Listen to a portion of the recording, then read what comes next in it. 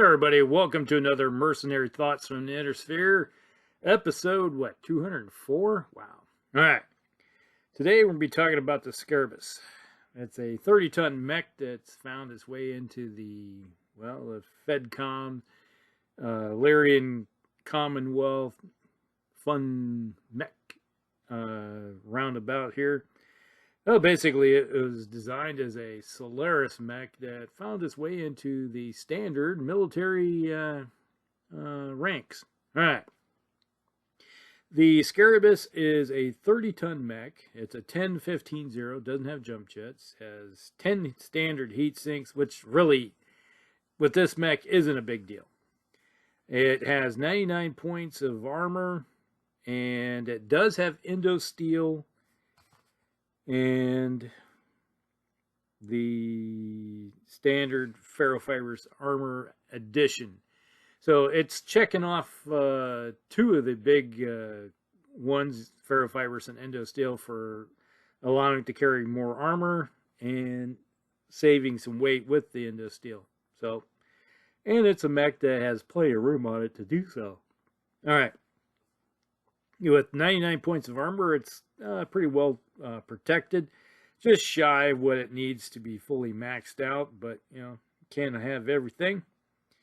And the interesting thing is with this mech, it has some interesting weapon systems.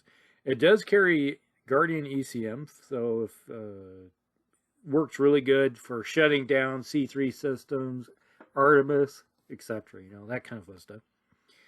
I always like throwing ECM on my mechs because it's always nice having a little bubble parked around your mech to help you with those kind of things. Now it has 2 medium lasers in the left arm and 2 small lasers in the left arm, and it carries around a hatchet in the right arm. So yeah, not a really big hit. And then it carries a tag system in the head. So it helps out as being a pure scout slash kind of getting around the flanks stuff, getting in the backfield. As a 10-15 mover, it can traverse terrain pretty quickly, get over type of, or through woods. The only way to make this mech better if it had jump jets, but you know, you're gonna have to pull it from someplace to be able to do that. And now the interesting thing about this mech is that as a 30-ton mech with a hatchet, you know, we're not talking a lot of damage with it, but if it gets in close with it, it can do some pretty good hacking with it. Now, my only complaint would be at this era is that you'd think they'd have triple strength armor on as standard, but it doesn't. By this time, I would think, it's like, if I'm designing a melee centric mech, I'm going to have triple strength on it. At least that way I can pretty much do more damage with it. You know, go that route. But, you know, so you're looking at 6 points. That's not great. Not, you know, when it comes to a hatch attack, that's basically a medium laser. So, in some ways, this mech could easily, instead of carrying around a hatchet, if you took the hatchet off and replaced it with 2 medium lasers, it'd actually be doing more damage without the triple strength. So, yeah, you got that. Now, the another complaint I have with this mech is that all of the energy weapons it does have are in one arm. I personally would have preferred maybe have one medium laser in the arm, and then maybe some of the like another medium laser in the center torso, or stretch it out amongst all the torsos, because you know, it's one of those deals where you take a clan PPC to the arm, and, well, you don't have an arm anymore, and you just lost a all your weapon systems. So that can, I don't like the idea of putting all my eggs in one basket. Now I understand the concept, you know, it's like if you put it in your arm, you're increasing your basic arc of fire. You know, you can shoot directly behind you, but all it takes is one good shot, and you no longer have those weapons. I rather, you know, spread my eggs out into mini baskets. So that's one thing. The tag is kind of handy with this mech because, you know, you get some artillery going or something like that nature. The tag is going to be handy if you're running it around as a spotter type mech. And then if somebody does get close, like a light mech gets close to this thing and within range of being able to hit it, you know, there's nothing wrong with using a hatchet attack to maybe try to break through some of that armor. So there you go. There's others. There is one more variant here. Let's go bring this up here. The variant of it, of the Scarabus. This one, the 9T. We're talking about the 9A. Now that we're not at the 9T. Oh, hey, look at this. This one does have built-in triple strength armor to enhance the mech speed and strength. So when you're, now that you have a hatch attack with it, and if you by chance are able to heat this thing up, you do have the potential of doing some really good work.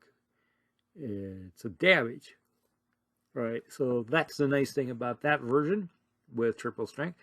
The only problem with this mech, unless you know, if you're able to shut down some of your heat sinks that you have on board, you know, this mech runs cool. It can fire all of its weapons, and still not heat up. So there is a design flaw right there with the mech. So either you're going to have to figure out a way to, you know, you're able to shut down the heat sinks a significant number to heat the mech up and then turn them back on and just keep that heat level going at level 9. Then you get something that can do the job pretty decently in close, in somebody's face. But typically, if I see a mech that has a hatchet coming my direction, which is a prime example in our last game we played, where we have Chisang coming at us with a hatchet, it did almost take one mech out with one swing of its triple strength hatchet attack. But then everybody focus fired on it because it jumped into the area and we focused it down in one shot. It's like everybody's unloaded onto it, and we were talking 100-ton mechs and some 80s and 85s and some 55s, you know, just 65-ton mechs. Just looked at it and go, that one must die. So it got its one attack off. It came one pip short of completely taking out one mech, and it failed in getting any criticals on the center. It hit center torso, rear, crunched through all the armor, and had one pip left. If it had one less pip of armor on the back, that mech would have been dead with one swing. 55-tonner dead. But it saved the day didn't get any crits, and then everybody focused it down in one shot. And that was the end of it. No more melee monster. And to be honest with you, a melee mech should have jump jets to be able to do such things. Otherwise, you got to run behind it. Now, with a speed of 15, that is possible unless they're covering their rear with other mechs. Okay. Then you got a problem. Then you're going to have to look for a different target to go chop up. But, you know, that is it.